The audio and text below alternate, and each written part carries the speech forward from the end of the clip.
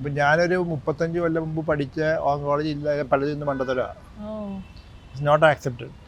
അതിൻ്റെ basic principle തന്നെ പറഞ്ഞുതരാം. പണ്ട് ഞങ്ങൾക്ക് പഠിക്കുമ്പോൾ ബ്രസ്റ്റ് ക്യാൻസർ ആണെങ്കിൽ this is your protocol for treatment, lung cancer ആണെങ്കിൽ this is your protocol for treatment. അപ്പോൾ നമ്മൾ based on the organ of origin ആയിരുന്നു നമ്മുടെ പ്രോട്ടോകോൾസ് എല്ലാം.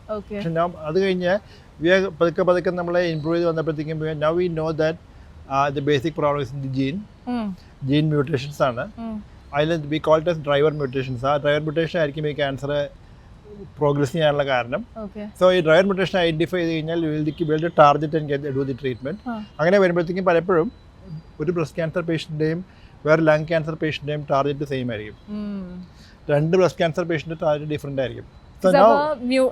ജീൻ മ്യൂട്ടേഷൻ എന്ന് പറയുന്ന ഒരു കോൺസെപ്റ്റിന്റെ സ്റ്റഡി ഈസ് വെരി ഇമ്പോർട്ടന്റ്. അപ്പോൾ നമ്മൾ അങ്ങനെ വരുമ്പോഴത്തേക്കും നമ്മൾ now we have realise that it is personalise treatment ആണ്. ഓരോ ഇൻഡിവിജ്വൽ ട്യൂമേഴ്സിന് നമ്മൾ ഇൻഡിവിജ്വൽ പേഷ്യൻറ്റിന് കൊടുക്കുന്ന പേഴ്സണലൈസ് ട്രീറ്റ്മെൻ്റ് ആണ്. You cannot generalise and say breast cancer ആണ് ഞാൻ ചെയ്യുന്നോ അല്ലെങ്കിൽ ലങ് പറയാൻ പറ്റില്ല.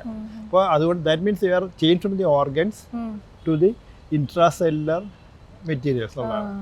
അപ്പോൾ ആ changes happen in the last so many years. അതുകൊണ്ട് തന്നെ അന്നത്തെ പല കാര്യങ്ങളും ഇന്നും മണ്ടത്തരമാണ്. ഇന്നത്തെ സയൻസ്. അപ്പോൾ ഇന്നത്തെ പല കാര്യങ്ങളും 20 വർഷം കഴിയുമ്പോൾ മണ്ടത്തരമാവും.